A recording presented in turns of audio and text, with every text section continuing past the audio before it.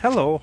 Well, I have what I hope will be a shorter video today, but a very neat video. So if you don't know what these are, uh, don't fret. But if you have an EXP or LN7, you ought to know what these are. These are what we call the C pillar panel sails, or at least that's what I call them. Because on EXPs and L7s, this is your A pillar. This, as thin as it is a pillar. That is your B pillar. This back here is your C pillar. This whole big, thick, wide section here. And these, they just call them sails. I'm not sure why. They do kind of look like sails, sails of a ship. But it's kind of what they call them. So that's what they are. And there's only 3 different versions of these, and I do have all 3 before us, which is kind of cool. So the 3 types are as follows. This top one here, this blue one, is what I call the Tic-Tac-Toe. This green one is what I'll call either fins or gills, because they look like fish gills. And they're kind of finned, you can kind of see that. And then these other ones, they're EXPs. So whenever you see me use these online, I always put in parentheses EXP, parentheses C pillar panel sail, or something like that. But kind of self-explanatory. They say EXP right on them. But yeah, they're all interchangeable. And here's what years you can find them on.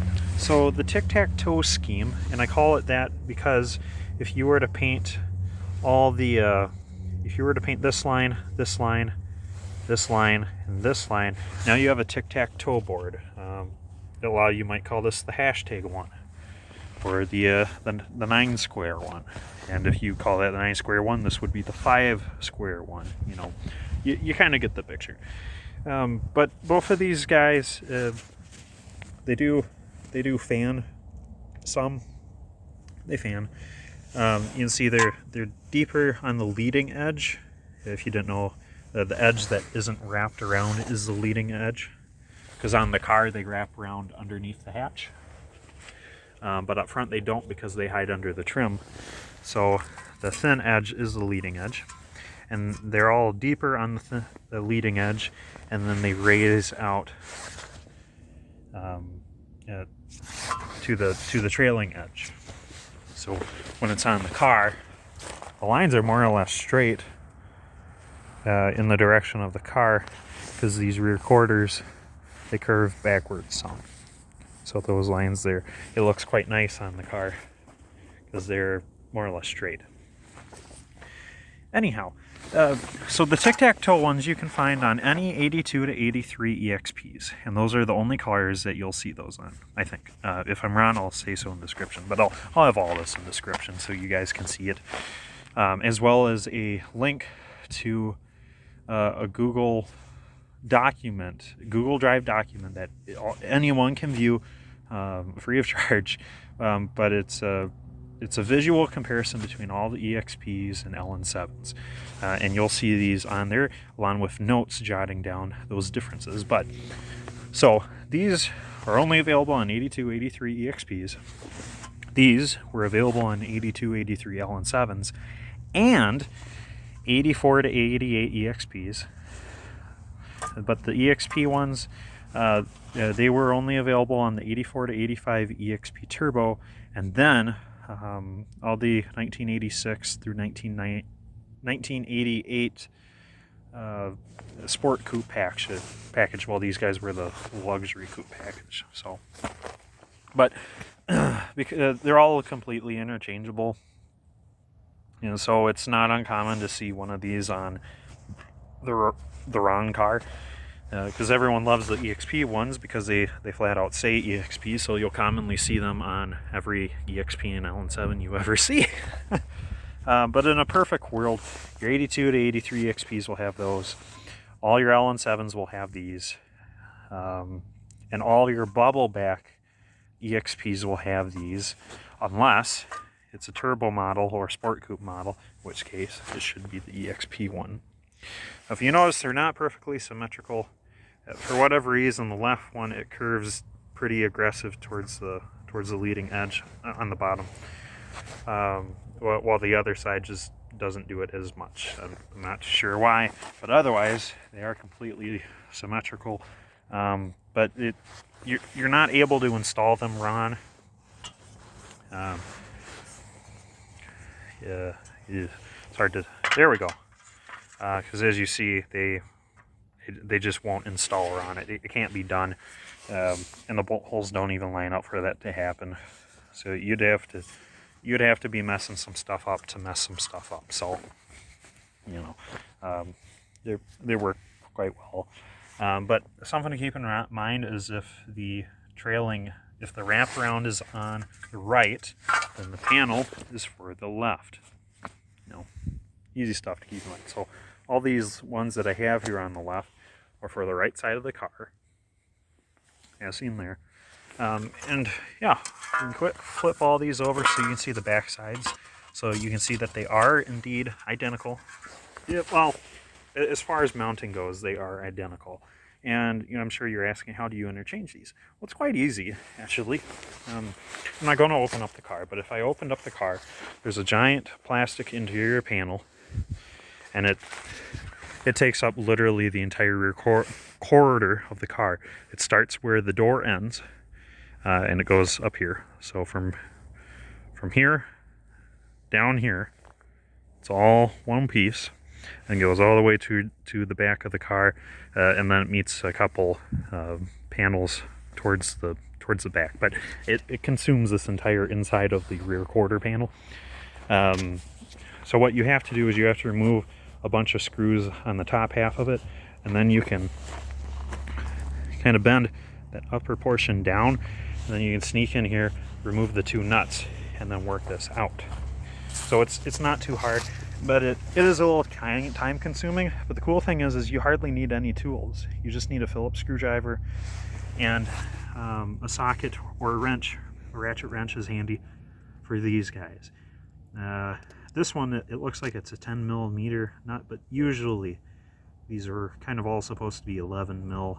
Some were 13s for whatever reason, but they were all supposed to be 11 millimeter, what we call pant nuts, the real cheap tin nuts. And once they're ruined, they're kind of ruined, so be delicate with them. Also, when you're working with these guys, don't shear off the stud. Now, your nut won't strip the stud. These guys are made out of it's an interesting alloy. It's part aluminum, part lead, but there is some steel content to some extent, because these pins turn a little brown, but they really don't rust. Yeah, and sometimes they don't at all. Only a couple of mine have actually started turning brown, but I'm pretty confident that they are an aluminum lead pot metal type of a thing. But they're pretty hardy, and they're very easy to bend. They're supposed to have a gentle curve to them, like this guy does. So when they get, you can see this one has a little bit of snaking going on. When they get like this, it's real easy to bend back. You'll just want to be careful, because if you over bend them way too much, you know, like if you tried folding this in half like the lid of an envelope, you'll just end up cracking it, and it'll break. It'll almost shatter. It'll crack, snap, and now you're looking for a new piece. So don't try doing anything drastic with these, of course, but they are quite pliable as needed, and it's handy because like I said, these panels are somewhat round. They have a gentle curve to them, so making them match is kind of key to making them look nice. You can see I did a pretty good job matching these here, even though the paint might not be perfect on it. Prepping these is very difficult, as you guys will find out, especially if your car has been repainted. But what tends to happen is, especially on the Tic-Tac-Toe, the paint will get stuck in all the nooks and crannies, and you can't remove it. And sometimes it chips.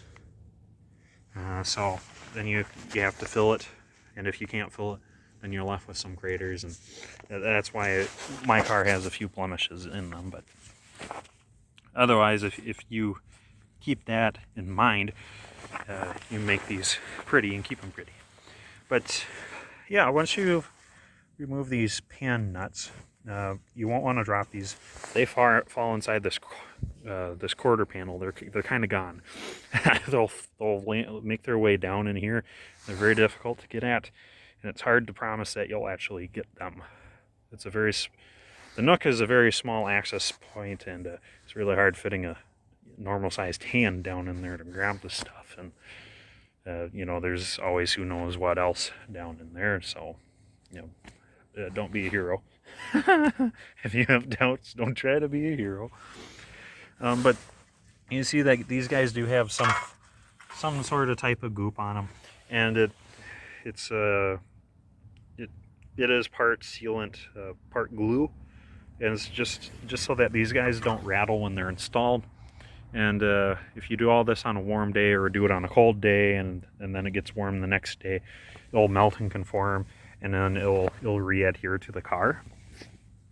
So pulling these off can be a little tricky. You can see in the top leading corner, they do usually have a little bit of goop on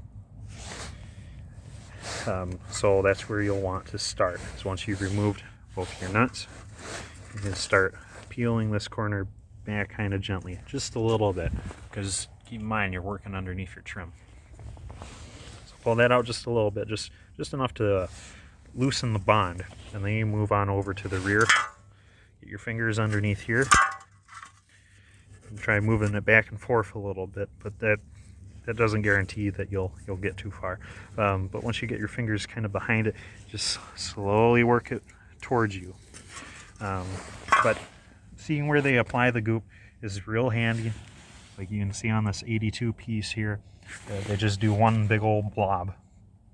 So once you have this blob off, sometimes there's a little spot there like this, but sometimes there ain't. So once you get this off, you know that all that's left are these couple foam washers.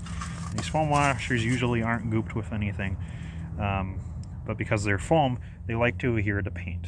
They like sticking to paint, but they'll remove fine.